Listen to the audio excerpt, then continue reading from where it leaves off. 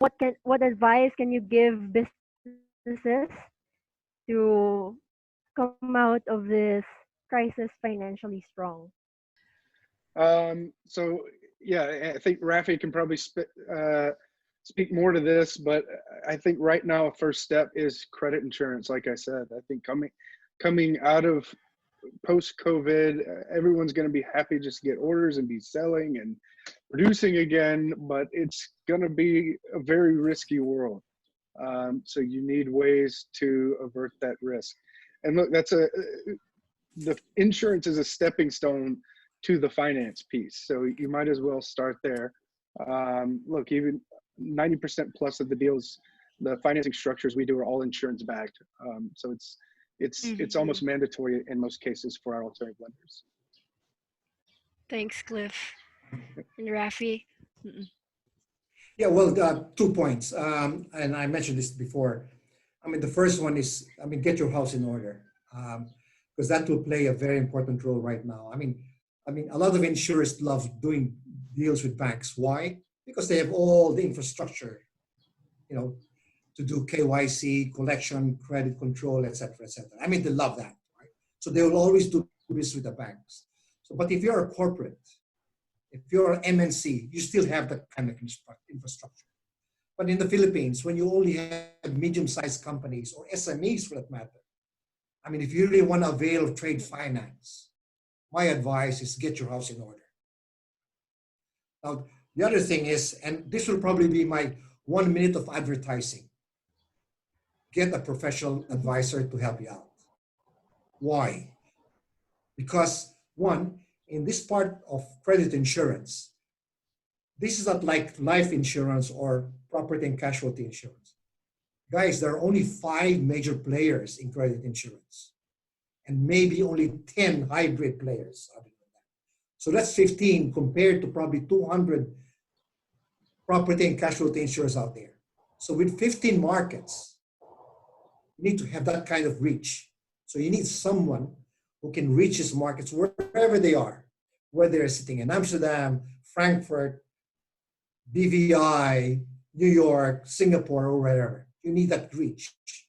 Number one is you need a professional advisor to speak the language, because you can speak your business language, but to speak the insurance language is a little bit different, because you need to say something, when to say it, and how to say it, for the insured to understand where you're coming from. And lastly, policy documents can be like 10 pages. Some are written like a lawyer, some are written in plain English. At the end of the day, you want to make sure that you know that you can comply with it, you can know that the policy works for you, and you know that the policy is designed for you. So my advice, my second advice is get some professional person to look after this if you really want to avail yourself of credit insurance. As to what Cliff said, credit insurance and trade finance are synonymous, and it will continue to be synonymous and strongly synonymous post COVID-19, because everybody will start to find ways to kickstart the economy, and they'll be looking for finance to do that.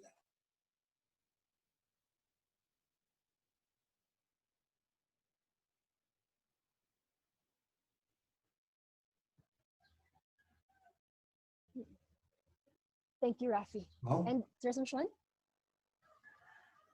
Yes. Hello, hello. Can you hear me, Rafi? Hello.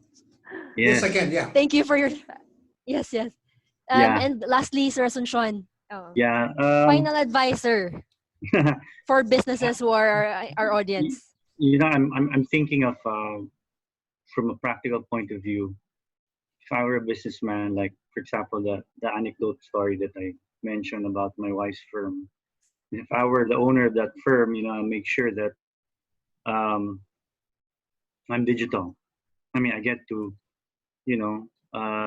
maximize e-commerce at this point, just to get my products out there and be able to deliver it to where it should go and to the people, and be scalable that way. Um, Number two, financing, and just echo the what my colleagues here have said about finding what's out there, what's available to me, and what's going to be an advantage for me, so that I can, get a head start. Um, yeah, and I think also just really getting a lot of advice from professionals that actually can help, particularly in the financing side.